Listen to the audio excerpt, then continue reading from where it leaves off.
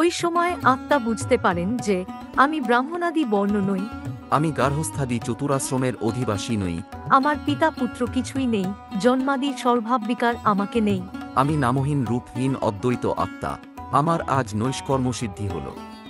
আমি আজ অহং ব্রহ্মাশ্রী পদার্থের বোধ গ্রহণের সমর্থ হয়েছি, আজ আমি যোগ প্রাপ্ত হলাম।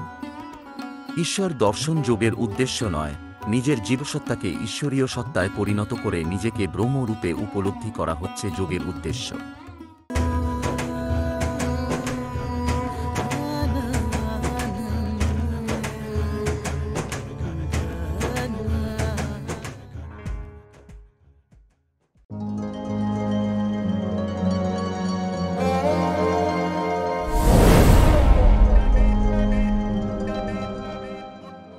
নমস্কার, মা আনন্দময়ী ইউটিউব চ্যানেলে সবাইকে স্বাগতম। যারা ফেসবুক পেজ থেকে দেখছেন, আশা করি সবাই ভালো আছেন। আজকের আলোচনার বিষয় যোগ ঈশ্বর দর্শনের পদ্ধতি নহে, যোগ হচ্ছে ঈশ্বর হবার পদ্ধতি। অহং ব্রহ্মাস্মি যোগ ঈশ্বর দর্শনের পদ্ধতি নহে, যোগ হচ্ছে ঈশ্বর হবার পদ্ধতি। যোগ কাকে বলে? অধিকাংশ লোকের বিশ্বাস এই যে জীবাত্মার সাথে পরমাত্মার সংযোগ বা মিলনকে যোগ বলে। বলা বাহুল্য, আত্মা এক ও অবিভাজ্য, সুতরাং আত্মার জীবাত্মা পরমাত্মা ইত্যাদি বিভাগ হয় না।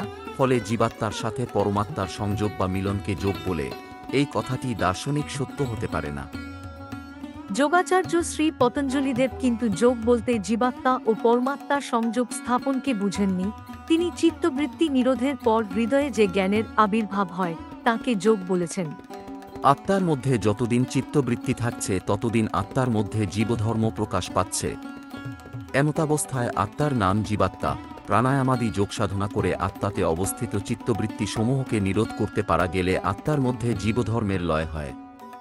ওই সময় আত্মা বুঝতে পারেন যে আমি ব্রাহ্মণাদি বর্ণ নই, আমি গার্হস্থ্যাদি চতুরাশ্রমের অধিবাসী নই, আমার পিতা পুত্র কিছুই নেই, জন্মাদি স্বভাববিকার আমাকে নেই। আমি নামহীন রূপহীন অদ্বৈত আত্মা। আমার আজ নৈষ্কর্মসিদ্ধি হল। আমি আজ অহং ব্রহ্মাশ্রী পদার্থের বোধ গ্রহণের সমর্থ হয়েছি, আজ আমি যোগ প্রাপ্ত হলাম। ঈশ্বর দর্শন যোগের উদ্দেশ্য নয়, নিজের জীবসত্তাকে ঈশ্বরীয় সত্তায় পরিণত করে নিজেকে ব্রহ্মরূপে উপলব্ধি করা হচ্ছে যোগের উদ্দেশ্য। নিবেদমিতি যোগাচার্য পণ্ডিত প্রণব ভট্টাচার্য। ভিডিওটি ভালো লাগলে আমাদের চ্যানেলটি সাবস্ক্রাইব করবেন, লাইক, কমেন্ট ও শেয়ার করতে ভুলবেন না। ধন্যবাদ।